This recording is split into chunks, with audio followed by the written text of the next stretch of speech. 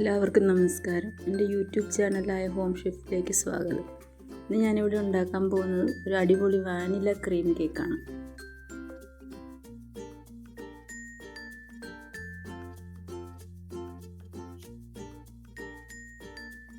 ഇനി നമുക്ക് കേക്ക് ഉണ്ടാക്കാൻ തുടങ്ങാം. ആദ്യമായിട്ടൊരു ബൗൾ എടുത്തതിലേക്ക് അരക്കപ്പ് തൈര് ഒഴിക്കണം. ഒരുപാട് പുളിയില്ലാത്ത തൈര് എടുക്കാൻ പ്രത്യേകം ശ്രദ്ധിക്കണം. ഇതിലേക്ക് അരക്കപ്പ് നന്നായി പൊടിച്ച പഞ്ചസാര ചേർക്കണം.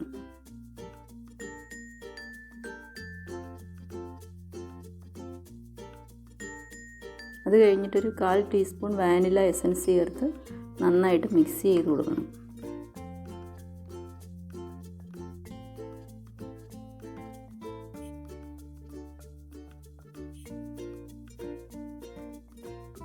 ഒരു അരക്കപ്പ് മൈദ, 1/2 teaspoon baking powder, 1/4 teaspoon baking soda ഇവ ഒരു പാത്രത്തിലേക്ക് അരിച്ചെടുക്കുക.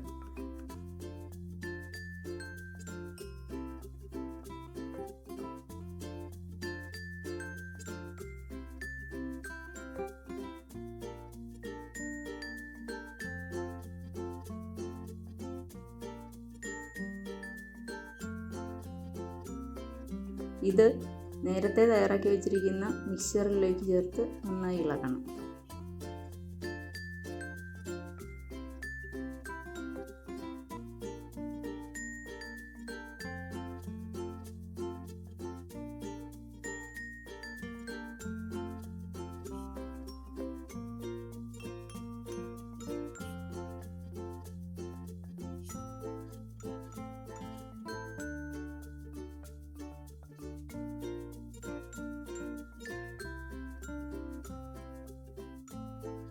എന്നിട്ട് ഇതിലേക്ക് 1/4 കപ്പ് സൺഫ്ലവർ ഓയിൽ കൂടി മിക്സ് ചെയ്യാം.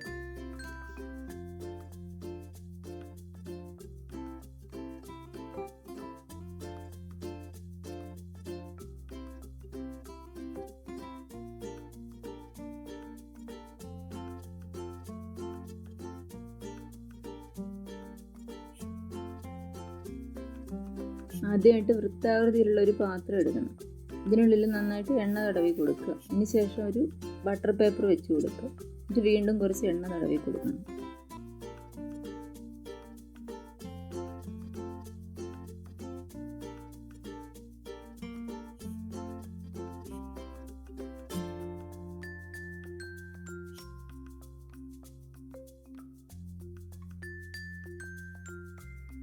അതിനുശേഷം നേരത്തെ തയ്യാറാക്കി വെച്ചിരിക്കുന്ന ബാറ്റർ ഇതിലോട്ട് ഒഴിച്ചു കൊടുക്കണം.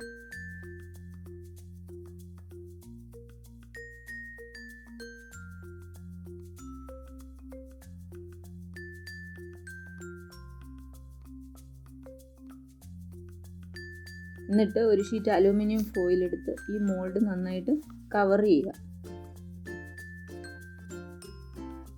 അതിൽ കുറച്ച് ദ്വാരങ്ങൾ ഇട്ട് കൊടുക്കണം. ഈ അലൂമിനിയം ഫോയിലിന് പകരം വൃത്തിയുള്ള തുണി കൊണ്ട് മൂടിയാലും മതി.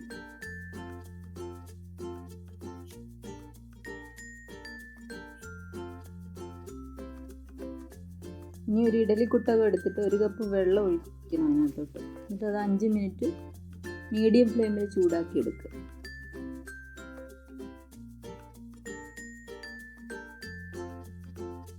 എന്നിട്ട് കേക്ക് മോൾഡ് വയ്ക്കാനൊരു സ്റ്റാൻഡ് ഇതിലോട്ട് വയ്ക്കണം. അതിന് മുകളിൽ വേണം നമ്മൾ മോൾഡ് വയ്ക്കാൻ. ഇത് 40 മിനിറ്റ് മീഡിയം ഫ്ലെയിമിൽ ബേക്ക് ചെയ്തെടുക്കണം. എന്നിട്ട് അരമണിക്കൂർ തണുക്കാൻ അനുവദിക്കണം.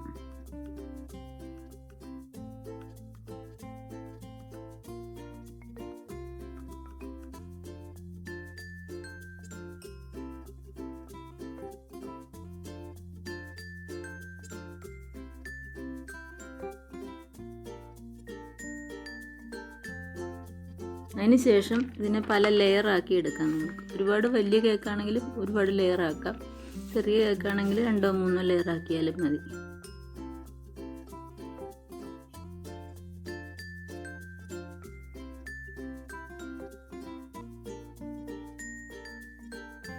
ഇനി നമുക്ക് കേക്ക് ഡെക്കറേറ്റ് ചെയ്യാനുള്ള ക്രീം ഉണ്ടാക്കാം.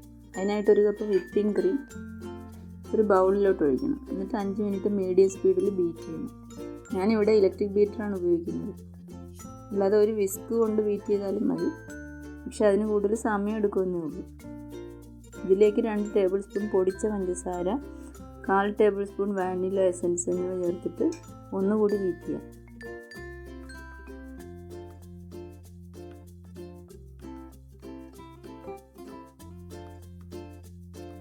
പതുക്കെ സ്പീഡ് കൂട്ടി 5 മിനിറ്റ് ബീറ്റ് ചെയ്യണം.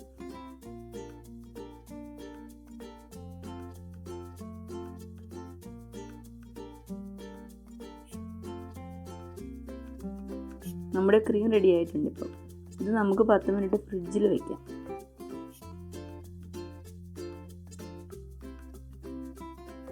വിപ്പ് ചെയ്ത ക്രീമിൽ നിന്ന് 2 സ്കൂപ്പ് വീതം 2 പാത്രത്തിലോട്ട് മാറ്റണം. ഇതിലോട്ട് യെല്ലോയും ഓറഞ്ചും ഫുഡ് കളറാണ് ഞാൻ ചേർക്കുന്നത്. ഫുഡ് കളർ ചേർക്കണം നിർബന്ധമൊന്നുമില്ല, നിങ്ങളുടെ കയ്യിൽ ഉണ്ടെങ്കിൽ മാത്രം ചേർത്താൽ മതി, അത് ഓപ്ഷണലാണ്. അപ്പോൾ എൻ്റെ കയ്യിൽ ഓറഞ്ചിൻ്റെ ലിക്വിഡ് ഫുഡ് കളർ ഇല്ലാത്തതുകൊണ്ട് ഞാനത് പൗഡേർഡ് ഫുഡ് കളറാണ് ഉപയോഗിക്കുന്നത്. ഇനി കേക്ക് ഡെക്കറേഷനാണ് ചെയ്യേണ്ടത്. അപ്പം ഞാനിവിടെ ഒരു കേക്ക് സ്റ്റാൻഡ് എടുത്തിട്ടുണ്ട്. ഈ സ്റ്റാൻഡ് ഇല്ലെങ്കിൽ ഒരു പാത്രം എടുത്താലും മതി. ഇവിടെ ഞാനൊരു കേക്ക് ബോർഡ് എടുത്ത് വെച്ചിട്ടുണ്ട്. ഇത് ഞാൻ വീട്ടിൽ ഉണ്ടാക്കിയതാണ്. ഇതിൻ്റെ പുറത്ത് കുറച്ച് ക്രീം തേച്ച് കൊടുക്കണം നമ്മൾ. ഇനി തയ്യാറാക്കി വെച്ചിരിക്കുന്ന കേക്കിൽ നിന്ന് ഒരു പീസ് എടുത്ത് അതിൻ്റെ പുറത്ത് വെക്കണം. മുകളിലത്തെ ലെയറാണ് ഞാൻ താഴെ വയ്ക്കുന്നത്. ഇതിലോട്ട് ഷുഗർ സിറപ്പ് അപ്ലൈ ചെയ്യാം.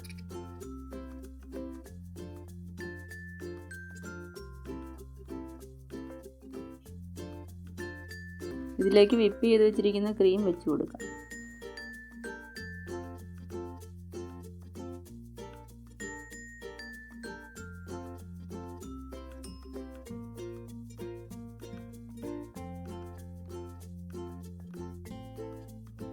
ക്രീം ലെവലാക്കിയതിന് ശേഷം അടുത്ത ലെയർ വയ്ക്കാം.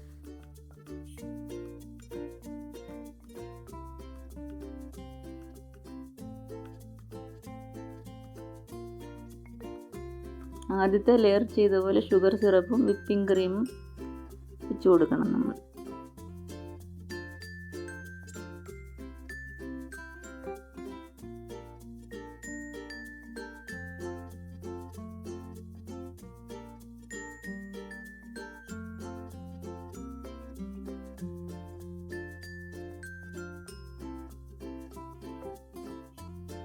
ബാക്കിയുള്ള ക്രീം കൊണ്ട് കേക്ക് ഫുള്ളി കവർ ചെയ്യണം.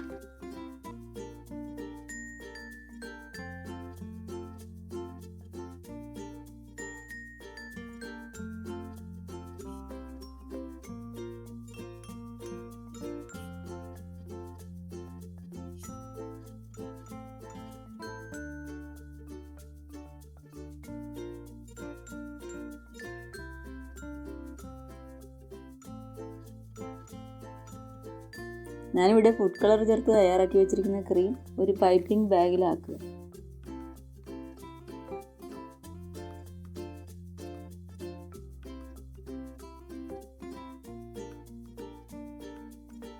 ഇനി നമുക്ക് കേക്കിൽ റോസസ് വരച്ച് കൊടുക്കാം. അതായത് ഡെക്കറേറ്റ് ചെയ്യാൻ വേണ്ടിയിട്ട് റോസസ് വരച്ച് കൊടുക്കാം. പല കളറിലുള്ള യെല്ലോയും ഓറഞ്ചുമാണ് ഞാനിവിടെ എടുത്തിരിക്കുന്നത്.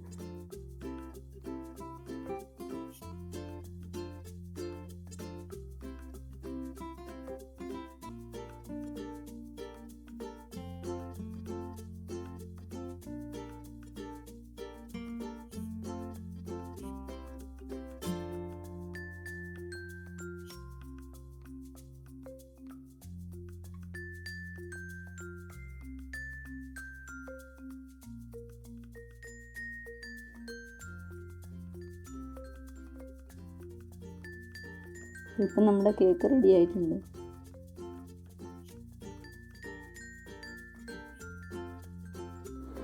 വീഡിയോ ഇഷ്ടമായെങ്കിൽ ലൈക്ക് ചെയ്യുക, ഷെയർ ചെയ്യുക. ഇനിയും ഇതുപോലെയുള്ള കുക്കിംഗ് വീഡിയോസ് കാണുവാനായി ഹോം ഷെഫിലേക്ക് സബ്സ്ക്രൈബ് ചെയ്യുക.